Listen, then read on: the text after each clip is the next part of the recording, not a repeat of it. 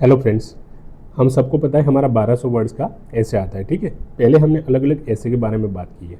अब मैं यहाँ पे थोड़े ऐसे के आपको एग्जांपल्स दिखाऊंगा और एग्जांपल्स को ऐसे में कैसे अलग अलग टाइप के ऐसे में यूटिलाइजेशन कर सकते हैं वो मैं आपको यहाँ पे समझाऊँ। ठीक है, सबसे पहले हम साइंटिफिक ऐसे के बारे में, अगर कहीं पे कोई साइंटिफिक ऐसे आ रहा है तो उसमें कौन से आप एग्जांपल्स लिख सकते हो, किन पर्सनालिटी का नाम लिख सकते हो, उनके कुछ सिद्धांत थे, उनके कोई प्रिंसिपल थे, वो कैसे आप यूटिलाइजेशन कर सकते हो वो मैं आपको यहाँ पे समझाने वाला हूँ। ठीक है, आप बने रहिएगा एंड तक। Role of science and innovation in human progress. How scientific discovery has transform society. जैसे हमारी अलग अलग साइंटिफिक डिस्कवरी हुई, उन्होंने सोसाइटी को कैसे ट्रांसफॉर्म किया। एड्रेस्ड डिसीज, बहुत सारे अलग अलग रोग आए देश में, जैसे कोविड-19 आया। ठीक है, तो उन सबको एड्रेस कैसे किया एंड हमारा अंडरस्टैंडिंग यूनिवर्स के बारे में कैसे बढ़ाया। तो इन सब में इस तरह के जो ऐसे आएंगे उसमें बहुत सारी पर्सनालिटीज़ जो साइंटिफिक पर्सनालिटी रही है उनका इंपॉर्टेंस है और उनकी डिस्कवरी का बहुत ज़्यादा इंपॉर्टेंस है, तो वो यहाँ पे हम समझते हैं।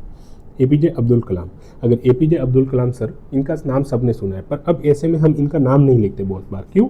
हमें उनके बारे में ज़्यादा कुछ पता नहीं होता या तो हम भूल जाते हैं। तो अब हम इनको पहले दिमाग में आगे रखेंगे ही कि इनको हम कहीं ना कहीं कैसे ऐसे, अगर साइंटिफिक कहीं पूछ रहे तो वहाँ पे यूटिलाइजेशन कर सकते हैं। अब किस तरह के ऐसे में इनको आप यूटिलाइजेशन कर सकते हो, तो can be use to talk about the role of science in national development. अगर कहीं पे साइंस का रोल नेशनल डेवलपमेंट की बात आती है तो वहाँ पे एपीजे अब्दुल कलाम सर को कोट कर सकते हो।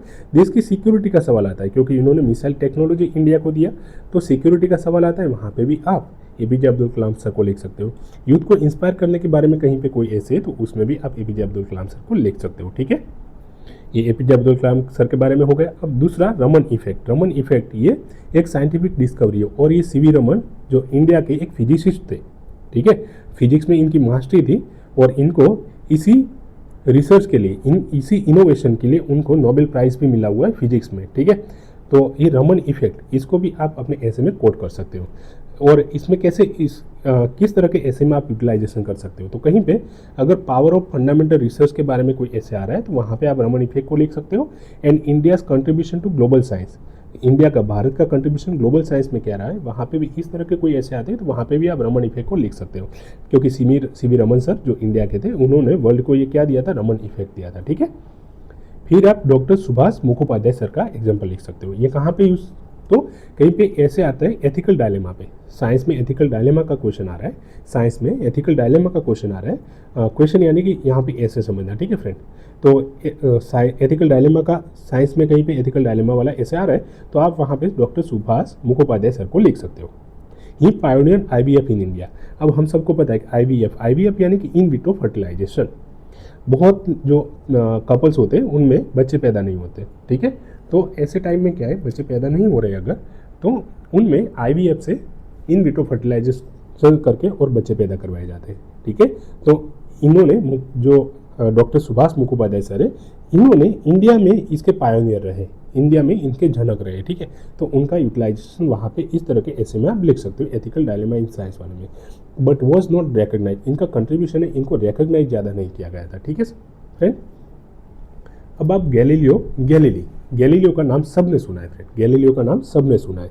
पर अब गैलीलियो को कैसे, इनके बारे में थोड़ा हम जान लेते हैं कि इन्होंने, इनका पहले तो ऐसे कहाँ पे आप यूटिलाइजेशन कर सकते हो, इनका जो साइंटिफिक ऑब्जर्वेशन है उनको, तो आप कॉन्फ्लिक्ट कहीं पे आ रहा है साइंटिफिक ऑब्जर्वेशन के बारे में एंड एस्टैब्लिश अथॉरिटी और डॉगमा के बारे में, तो वहाँ पे आप गैलीलियो को लिख सकते हो। किस तरह से आप लिख सकते हो, तो एस्टैब्लिश अथॉरिटी या डॉगमा, यानी कि इटली वगैरह में चर्च था। ठीक है, चर्च का प्रभुत्व ज़्यादा था और चर्च के प्रभुत्व में चर्च ने क्या दिया था, थियरी दिया था जियोसेंट्रिक अर्थ का, जियोसेंट्रिज्म का। ठीक है, यानी कि जो सारा का सारा प्लेनेट्स वगैरह है सब के सब क्या कर रहे हैं, तो कि ये अर्थ के सराउंडिंग में घूम रहे, ऐसा दिया था। हम सबको पता है ये गलत है सब, जबकि सबका सब कैसा होता है कि हेलियोसेंट्रिक है, हेलियोसेंट्रिक यानी कि सन के सराउंडिंग में सब घूमता है। तो गैलीलियो ने चर्च का विरोध करके, चर्च की जियोसेंट्रिक थियरी का विरोध करके उन्होंने फैक्ट एस्टैब्लिश किया था कि ये गलत है और हेलियोसेंट्रिक है, सबके सब सन के अराउंड में घूमते हैं। ठीक है, तो यहाँ पे कॉन्फ्लिक्ट वाली बात आ गई, साइंटिफिक ऑब्जर्वेशन और एस्टैब्लिश अथॉरिटी और डॉगमा। तो इस तरह के ऐसे में आप इनको, गैलीलियो के इस रिसर्च को आप लिख सकते हो। ठीक है, इसके बाद में आप अल्बर्ट आइंस्टाइन की थियरी कौन सी थी, थियरी ऑफ रिलेटिविटी थी। ठीक है। इस थियरी का आप यूटिलाइजेशन और अल्बर्ट आइंस्टाइन को आप अपने ऐसे में यूटिलाइजेशन कर सकते हो। Revolutionary nature of scientific thought कहीं पे आता है and its impact on physics, इसके बारे में कहीं पे ऐसे आ रहा है तो उसमें अल्बर्ट आइंस्टाइन को आप कोट कर सकते हो। देन आर्किमिडीज, आर्किमिडीज का प्रिंसिपल हम सब ने स्कूल में सुना हुआ है, ठीक है। हम सबको पता नहीं होगा ज़्यादा इसके बारे में, ऑब्वियस है, ठीक है। पर हम आर्किमिडीज को अपने ऐसे में यूटिलाइजेशन कर सकते हैं। किस तरह के ऐसे में, तो कहीं पे ऐसे में रेशनलाइजेशन के बारे में आ रहा है, रेशनलिज्म के बारे में, लॉजिक में, ठीक है। इन साइंटिफिक इंक्वायरी, कहीं पे कोई साइंटिफिक इंक्वायरी हो रही है, साइंटिफिक रिसर्च हो रहा है, उसमें कहीं रेशनलिज्म की बात आ रही है, कहीं लॉजिक लगाने की बात आ रही है, तो वहाँ पे आप आर्किमिडीज को लिख सकते हो, क्योंकि आर्किमिडीज ने ही फाउंडेशन रखा था रेशनलिज्म का and logic in scientific inquiry. और ये इस तरह के ऐसे है ना फ्रेंड, रेशनलिज्म एंड लॉजिक के ऐसे यूपीएससी में बहुत ज़्यादा पूछे जाते हैं। इस तरह के ऐसे बहुत ज़्यादा पूछे जाते हैं। इंट्यूशन एंड लॉजिक वाला एक तो डायरेक्टली पूछा गया था, या मैजिकल इन द मुंडेन, कुछ नहीं है वहाँ पे भी अगर आप कुछ देख सकते हो तो आप कुछ बड़ा कर सकते हो, इस तरह का ऐसे एक वहाँ पे था, यूपीएससी में पहले पूछा गया है, ठीक है। तो इस तरह के ऐसे में आप आर्किमिडीज को आराम से लिख सकते हो।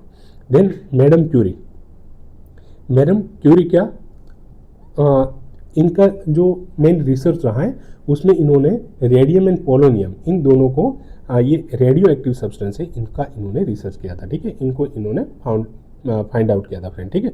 तो इनको बहुत टाइम लगा था फ्रेंड, बहुत टाइम, और इनको बहुत सेक्रीफाइस करना पड़ा था। तो कहीं पे परसिवरेंस एंड सेक्रीफाइस का कहीं पे ऐसे आ रहा है साइंटिफिक ब्रेक थ्रू में, तो वहाँ पे आप मैरी क्यूरी को लिख सकते हैं। And role of woman in science, अगर साइंस में वुमन का रोल, अगर इसके पर्टिकुलर संदर्भ में भी कहीं पे कोई ऐसे आ रहा है तो आप मैडम क्यूरी को, मैरी क्यूरी को आप वहाँ पे लिख सकते हो। देन आफ्टर किसके बारे में, तो अलेक्जेंडर फ्लेमिंग, अलेक्जेंडर फ्लेमिंग इन्होंने क्या किया था, पेनिसिलिन एंटीबायोटिक का इन्होंने आविष्कार किया था फ्रेंड। हम सबको पता है कि हम अगर कहीं पे कहीं ना कहीं डॉक्टर के पास कोई गए होंगे तो उनको मेजोरिटी पहले से अभी तक पेनिसिलिन जैसा कोई आविष्कार नहीं हुआ, अभी भी पेनिसिलिन दिया जाता है एंटीबायोटिक के तौर पे। तो अलेक्जेंडर फ्लेमिंग इन्होंने पेनिसिलिन का आविष्कार किया था, ठीक है। और ये इनका सेरेंडिपिटस नेचर था डिस्कवरी का। इनको सेरेंडिपिटस क्यों बोलते हैं फ्रेंड, क्योंकि इसमें कैसा था कि अर्जेंट में अलेक्जेंडर फ्लेमिंग एक बार अपनी लेबोरेटरी में थे और अर्जेंट में उनको कहीं पे जाना था, ठीक है। अर्जेंट में जाना था तो उन्होंने पेट्री डिश अपनी लैब में रख लिया और सही से साफ नहीं किया। थोड़े दिन के बाद में आए तो वो पेट्री डिश थी फ्रेंड, तो पेट्री डिश के सराउंडिंग में पूरा पार्ट था ना, पूरा सराउंडिंग में वो एकदम क्लियर था। तो उन्होंने सोचा कि ऐसा क्लियर क्यों है, तो वहाँ से सैंपल लिया और उनको पता चला कि पेनिसिलिन नाम की कुछ चीज़ है जिसकी वजह से क्या है, वहाँ पे कुछ न सब कुछ क्लियर हो जा रहा है, ठीक है। तो ये हमारी बॉडी में भी ऐसा कुछ कर सकते हैं कि बैक्टीरिया वगैरह बॉडी में उनको खा जाएंगे। तो इस तरह से उन्होंने अलेक्जेंडर फ्लेमिंग ने पेनिसिलिन का आविष्कार किया। और इनका ये था कि मैजिक इन द मुंडेन, कुछ नहीं था वहाँ पे भी इन्होंने मैजिक देखा, तभी इस तरह का इन्होंने आविष्कार कर पाए। तो इस तरह की सेरेंडिपिटस नेचर ऑफ डिस्कवरी का कहीं पे कोई ऐसे आ रहा है, वहाँ पे अलेक्जेंडर फ्लेमिंग को आप लिख सकते हो। And it's massive impact of human health, ये पेनिसिलिन अब तक की एंटीबायोटिक में बहुत बड़ा आविष्कार है, ह्यूमन हेल्थ पे इनका काफ़ी प्रभाव रहा है, ठीक है। देन आफ्टर हम सुब्रमण्यम चंद्रशेखर और क्रिस्पर Cas9 इन दोनों को भी हम अपने ऐसे में लिख सकते हैं। सुब्रमण्यम चंद्रशेखर, इनका pursuit of excellence and fundamental research किया हुआ है, particular black hole. Black hole हमारे साइंस में हमने PT 365 में या कहीं पे अलग अलग जगह में हमने देखा होगा। तो इस तरह के ब्लैक होल के रिलेटेड कहीं पे ऐसे आ रहे हैं, या साइंस में एक्सेलेंस के बारे में आ रहा है, पर फंडामेंटल रिसर्च के बारे में आ रहा है, तो वहाँ पे आप सुब्रमण्यम चंद्रशेखर को आप कोट कर सकते हो, ठीक है। उनका एग्जाम्पल आप लिख सकते हो। Then CRISPR Cas9 technology, Jennifer Doudna ने, ये जेनेटिक इंजीनियरिंग के बारे में क्रिस्पर Cas9 टेक्नोलॉजी हम हर साल जीन एडिटिंग में पढ़ते ही है, जीन एडिटिंग में मेनली पढ़ते ही है हर साल साइंस एंड टेक्नोलॉजी में, ठीक है। और यूपीएससी में PYQ पूछा गया है, प्रीलिम में भी ये पूछा गया है, ठीक है। तो इसको हम कैसे अपने जो प्रीलिम का नॉलेज है उसको ऐसे में हम कैसे यूटिलाइजेशन कर सकते हैं, तो ये क्रिस्पर Cas9 को वहाँ पे हम यूटिलाइजेशन कर सकते हैं। फ्यूचर ऑफ साइंस का कहीं पे कोई ऐसे आ रहा है, एथिकल डिबेट्स के अराउंड जीन एडिटिंग के बारे में कहीं पे एथिकल डिबेट का कहीं पे कोई ऐसे आ रहा है, तो उसमें क्रिस्पर Cas9 को आप कोट कर सकते हैं। And potential to cure disease, ठीक है फ्रेंड।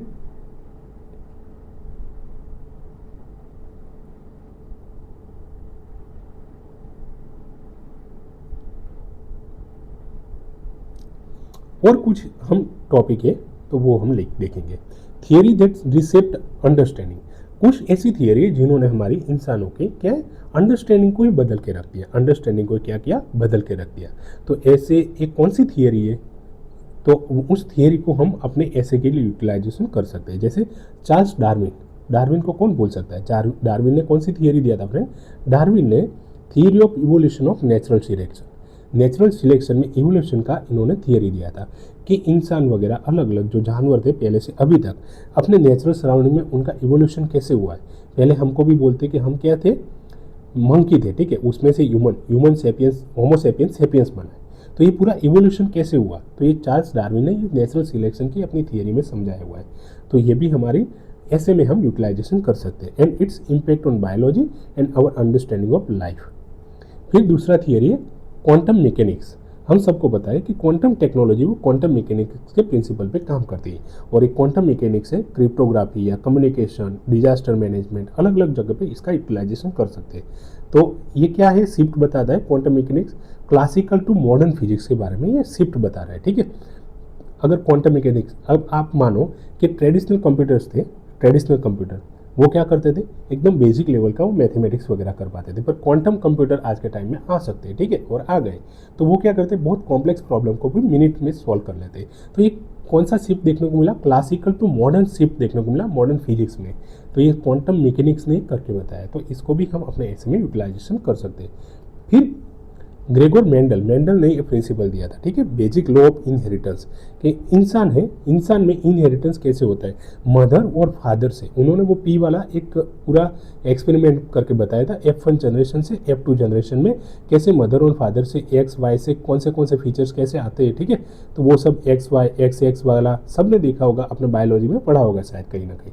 तो ग्रेगोर मेंडल ने अपना मेंडलिज्म का प्रिंसिपल दिया था, और ये यहीं से जेनेटिक्स का फाउंडेशन रखा गया है फ्रेंड, ठीक है। तो जेनेटिक्स का फाउंडेशन का भी ग्रेगोर मेंडल का ये प्रिंसिपल है। तो ये तीनों प्रिंसिपल इन्होंने हमारे जो अंडरस्टैंडिंग है, इन अंडरस्टैंडिंग को बदल के रख दिया। तो इसको हम अपने ऐसे में यूटिलाइजेशन कर सकते हैं।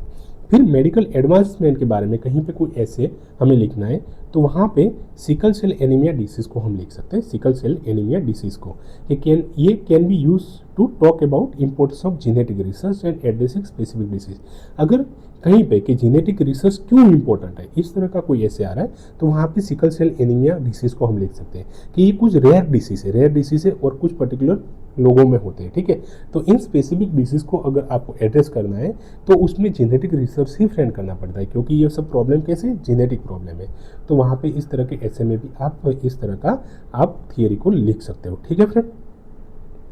अब कुछ पोटेंशियल ऐसे हैं जो साइंस में आ सकते हैं, वो आपको प्रैक्टिस करनी चाहिए। कौन से ऐसे हैं, तो सबसे पहले हम देखते हैं science and technology are double edge sword. ये हम सब ने देखा हुआ है, ठीक है। ऐसे ही अभी क्या आता है, AI is double edge sword, ठीक है। तो इस तरह का ऐसे आ सकता है कि science and technology double edge sword है, दो धारी तलवार है, उनके बेनिफिट भी है और उनका चैलेंजेस भी बहुत सारे हैं। दूसरा क्या है, the journey of scientific discovery is a testament to human curiosity and perseverance. जो हमारा साइंटिफिक डिस्कवरी का पूरा जर्नी रहा है ना पहले से अभी तक, तो ये फ्रेंड क्यों है, ये क्या दिखाता है, हमारी क्यूरियोसिटी एंड हमारी परसिवरेंस की वजह से, उसका ही मेहनत है, ठीक है फ्रेंड। इसमें हम क्या मैडम क्यूरी को नहीं लिख सकते फ्रेंड, यहाँ पे अल्बर्ट आइंस्टाइन को क्या नहीं लिख सकते, क्यूरियोसिटी की वजह से ही न्यूटन ने कुछ किया होगा, उनको लिख सकते हैं। आर्किमिडीज के प्रिंसिपल को हम लिख सकते हैं यहाँ पे, गैलीलियो का हेलियोसेंट्रिक थियरी को यहाँ पे लिख सकते हैं। तो अलग अलग थियरी को यहाँ पे हम लिख सकते हैं, ठीक है।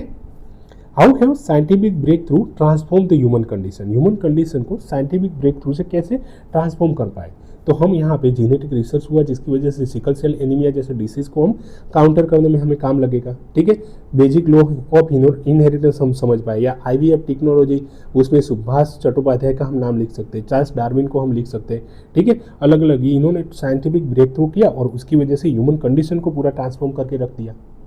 तो इन सबको हम अलग अलग इस तरह के ऐसे में लिख सकते हैं। तो ऊपर के हम आपके ऊपर अब काम है कि इन सब ऊपर के एग्जाम्पल्स के आप इस अपने ऐसे इस तरह के ऐसे आप प्रैक्टिस कीजिए, और ऊपर के जो एग्जाम्पल्स हैं उनको आप यहाँ पे यूटिलाइजेशन कीजिए, अप्लाई कीजिए, ठीक है। थैंक यू, और कुछ टॉपिक के साथ में आएंगे हम।